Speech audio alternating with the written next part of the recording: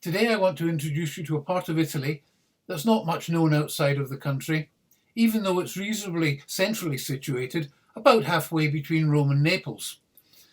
It's based around the provincial city of Frosinone and is about 50 or 60 miles south of Rome.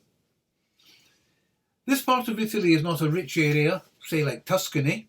It has no large reservoirs of art or culture, no cathedrals, and therefore no tourists. It does have much in the way of historical interest though. In many respects, and in my opinion, this is the real Italy. It has a huge culture of its own and a terrific local culinary heritage. Today, I want to look at one or two parts of this wonderful area and introduce you to some of the celebrities that it has produced. The city of Arpino dates back to at least the 7th century BC. It was captured by the Romans and granted the status of a municipium in 90 BC. These walls predate the Roman Empire and are known as Cyclopean because the Greeks believed that only a giant like the Cyclops could manage to lift the enormous stones that were used to build them.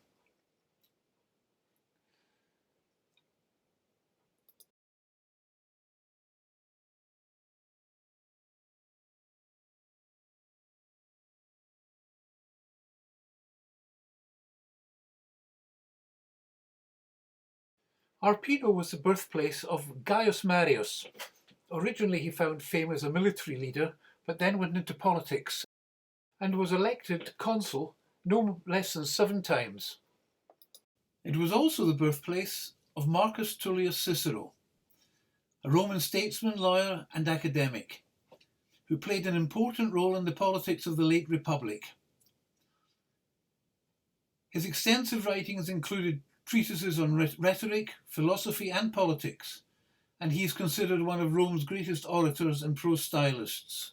His statue stands in the middle of the town square. Some 1500 years later, the artist Giuseppe Cesari, known as the Cavaliere d'Arpino, had a studio in Rome. One of his apprentices was the young Caravaggio, and you can see echoes of Cesari's work in Caravaggio's early stuff. Here, Cesare depicts Judith killing Holofernes, and this is Caravaggio's take on the same subject. This one is somewhat more graphic, I think.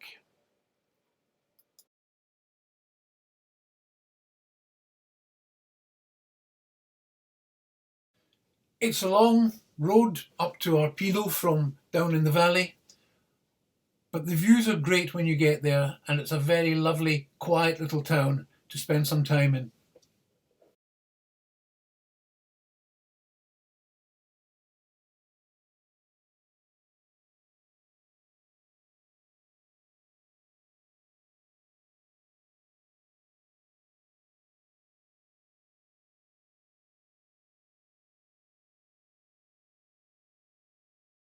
The River Liri runs through this part of Italy,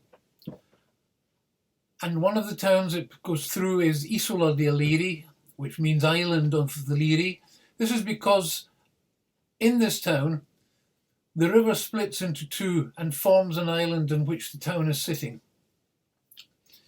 The waterfall is right in the centre of the town and forms a dramatic backdrop.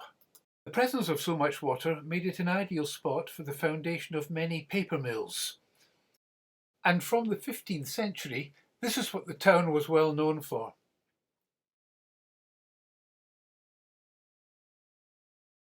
These days, its main claim to fame is the annual Blues and Jazz Festival, which it holds in July every year. This started in 1988. And in 1997, for the 10th edition of the festival, the town signed a twinning agreement with the city of New Orleans in Louisiana, home of jazz. Along the road, in another small town called Fontana Liri, was the birthplace of Marcello Mastroianni, widely regarded as one of Italy's foremost cinema actors, who forged an international career. He made many films with the likes of Catherine Deneuve and of course Sophia Loren.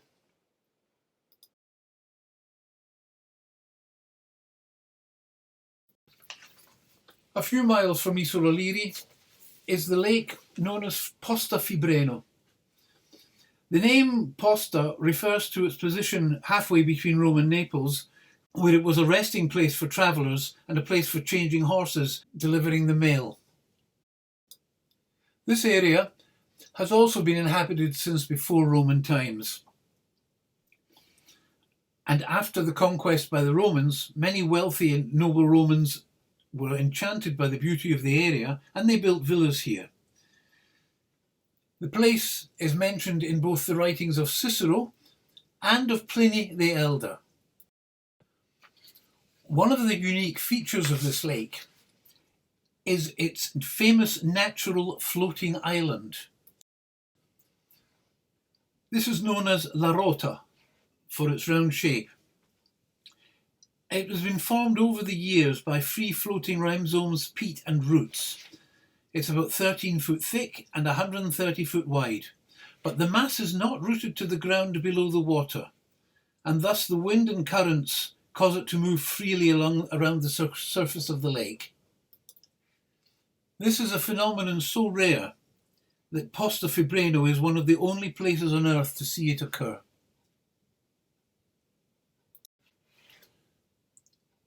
The lake's mild temperature and very clear waters have made it a paradise for divers, kayakers and birdwatchers. The landscape is a nature reserve.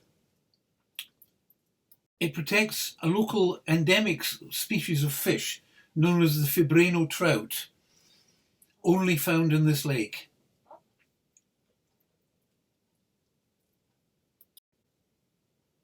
It is a place of complete peacefulness.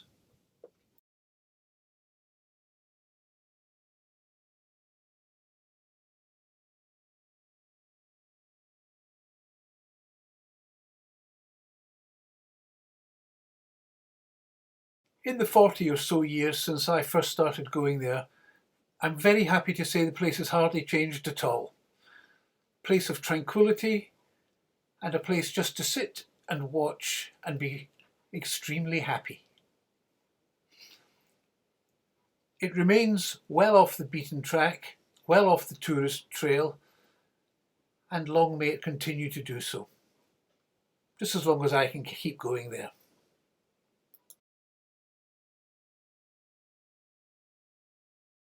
Please keep watching to find out where I'm going to end up next.